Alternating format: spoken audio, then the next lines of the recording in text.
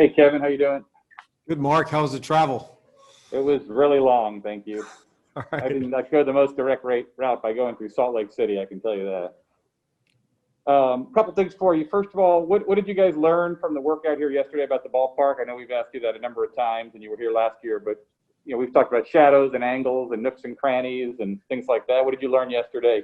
Yeah, well, I think more than anything, we learned with the what our times are slated for. It seems like we're going to avoid most of the shadows. There might be some early shadows at that 4 o'clock start. As far as the ballpark itself, I mean, goes without saying, it's a beautiful ballpark.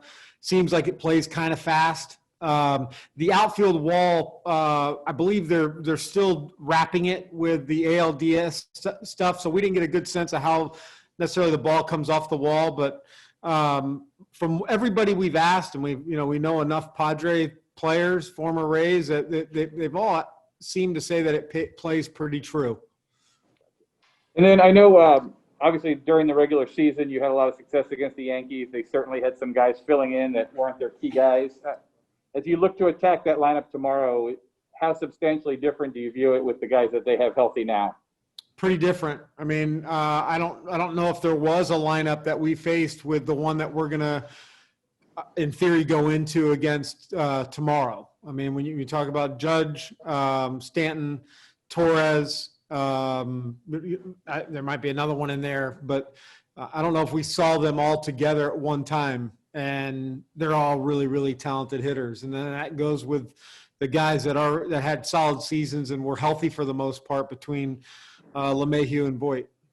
And just the last thing, you're still planning on Austin Meadows to see him today, and then that'll factor into the final decision? Yeah, he's going to go through another full workout, probably a little lighter workout today for everybody. We were here a long time because we had so much sim innings. And then Honeywell is slated to throw basically 3 ups. So Austin will get some at-bats in there. But look, we feel Austin's in a pretty good spot right now, but still want to make sure that, he's running good and the timing is as good as possible for for us to make a decision. Hey, Kevin, how's it going? All right, Juan. Just kind of with the roster, is there kind of an emphasis on guys who can go multiple innings, or is it just kind of picking the best guys that you have? Yeah, I think there has to be some emphasis on that. We're coming into a little bit uncharted territory with 5 consecutive games, and you're not able to maneuver the roster. So it'll be a benefit for guys that can go multiple innings. We feel fortunate that we have guys that can. Some we probably would choose not to do that with, but as we're finalizing and getting final towards 10 a.m. tomorrow, I think we have to be very aware of the importance of those guys that can provide more than just 3 outs.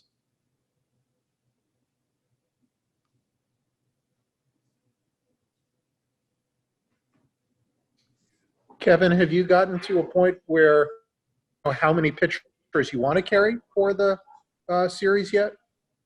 I mean, I think we're going to be 13, 14 pitchers, but still, that's not decided. I think we're going back with that, that 27th, 28th roster decision, and it could go multiple ways.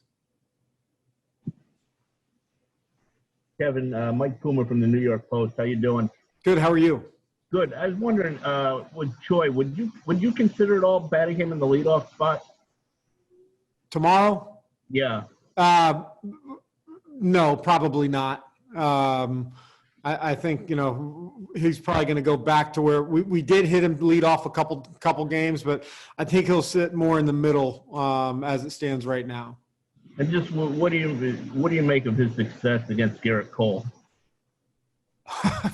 Believe me, I can't explain it. If I could, we'd be telling all our hitters. I can't figure it out. I mean, I think G-Man is the first to recognize that he's been fortunate by getting some pitches he can handle. But Garrett Cole's pretty special, and you would bet on him making some really good adjustments. Thank you. Yep. Hey, Kevin, what's it like in what's been probably a very odd year to begin with?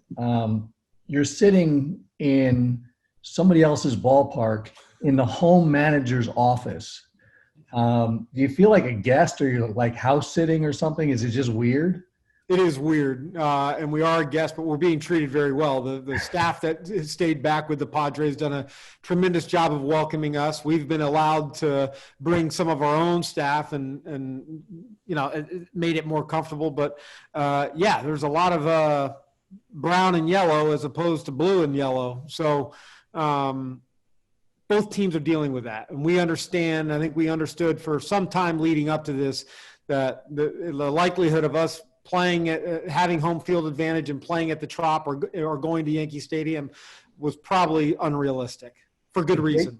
Did Jace clear out all his stuff and everything, or do you feel like you're sitting in his office? No. I don't know if Jace did or not, but somebody cleared it all out. So it was a pretty empty office yesterday when I walked in. He didn't leave you anything weird behind? No. Okay. Thanks. Good luck, man. Yep. Thanks. So you shipped out all the elaborate artwork from your office at home? Yeah, I did. Yeah. We're in the process of decorating it now.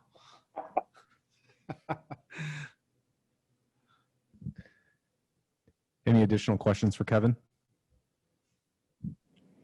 Hey, Kevin, we've made a lot about the history, and that ends tomorrow at 8:07 potentially. But what do you see as the kind of the key to this series? If you were framing it, what is the key to the series? Pitching. I that's a kind of a cliche answer, but it's going to come down to pitching, and both teams have it. I do think the 5 games in a row is going to play a role in it, and how each club is able to make bullpen moves while keeping guys fresh enough to help the next day. But I think it does come down to pitching.